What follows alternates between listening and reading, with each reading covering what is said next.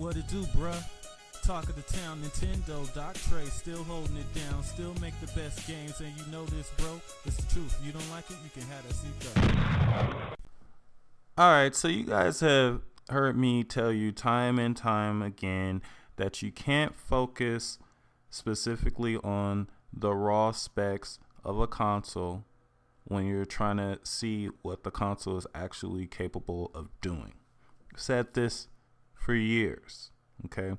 So we've seen more recently that people are already, despite advances in technology that should be showing them otherwise, are already downplaying what the Nintendo Switch should be capable of based on specs that they're hearing that could or could not be final. So you have a lot of people dissing the system because of the stated CPU speeds and the like, right? And also presumably what resolution the games will be displayed at compared to the competition. Now, one thing that I've seen frequently, especially with Nintendo haters, yes, haters, they like to say, I like Nintendo when Nintendo was good, and when the Super Nintendo was out, Nintendo cared about raw specs. They cared about that raw horsepower. But here's the thing, though. That's not true. In fact, the only time Nintendo really touted or went for raw spec numbers was with the N64. Now, there's a lot of people out there with rose-tinted glasses that believe, because one, they were noobs then and noobs now, believe that the Super Nintendo was just this super powerful system that was so much more powerful than the Sega Genesis, but that's not the case. Now, this video is going to be an eye-opener for not only Nintendo fans that didn't really cover this or follow this kind of stuff until recently, but also the Nintendo haters, because, you know, the doctor's always educating them. So anyway, let's take a look at the actual raw specs for the Sega Genesis versus the Super Nintendo. Now, one very important thing to note is that the Sega Genesis launched at least 2 years before the Super Nintendo. 2 years before. So let's look at these raw specs, shall we? And the Switch has been getting a lot of negativity its way because of its CPU clock speed. Same thing that happened with the Wii U, and then of course the PlayStation 4 and the Xbox One came out with lower CPU clock speeds than the 360 and PS3, and everybody tried to act like that didn't happen and that the doctor wasn't right. But anyway, so people are making a big deal again about CPU clock speed regarding the Nintendo Switch. Let's look at the raw numbers, the raw spec numbers of the Super Nintendo compared to the Genesis. Now that's interesting. The Sega Genesis CPU, on average, is clocked around 3 times, close to 3 times faster than the Super Nintendo. Interesting. Okay. Now let's look at something else. The amount of colors displayed, the amount of colors possible in the Super Nintendo versus the Sega Genesis was massive, right?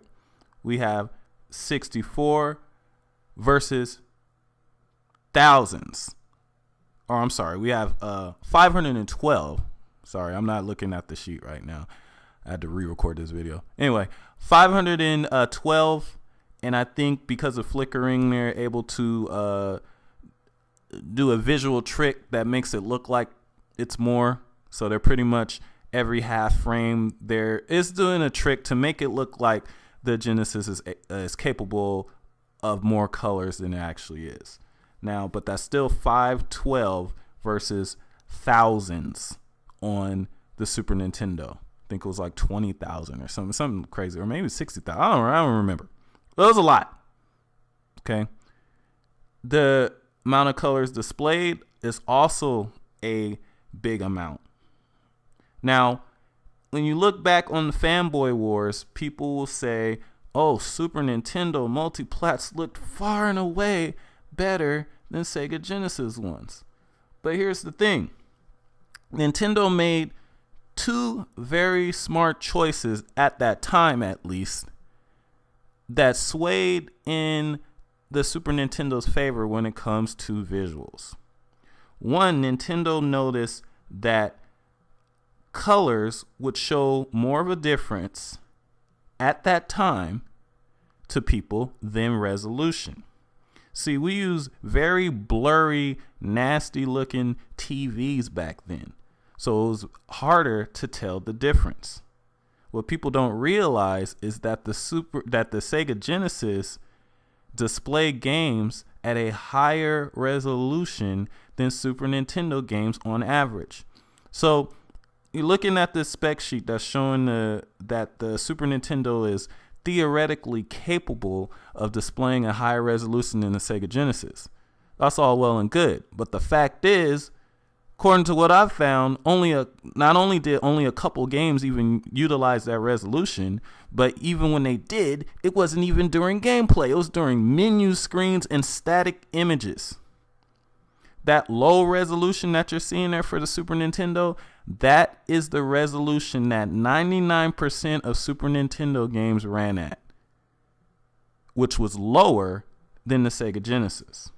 Now, because that resolution was lower and it was more colors displayed than the Sega Genesis, it gave the impression that it looked much better. The reason why back then you play a Sega Genesis game compared to Super Nintendo, a lot of people are like, oh, why does the Genesis version look so grainy? Why do I see lines? Two reasons. One, couldn't display as many colors, and two, the reason why you see those faults is because the games are a higher resolution. The higher resolution, the more faults you could see.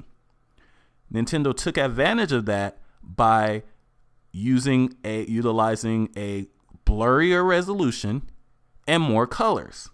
It's kind of like when you squint your eyes when you're watching something or playing a game and all of a sudden the jaggies disappear. Same concept. Nintendo has never really been about that raw spec power. They've always used little tricks and clever design tricks to maximize performance. And that's not even counting the co-processors that they put in Super Nintendo chips to achieve graphics and processing that the CPU and that the system in general couldn't do without them.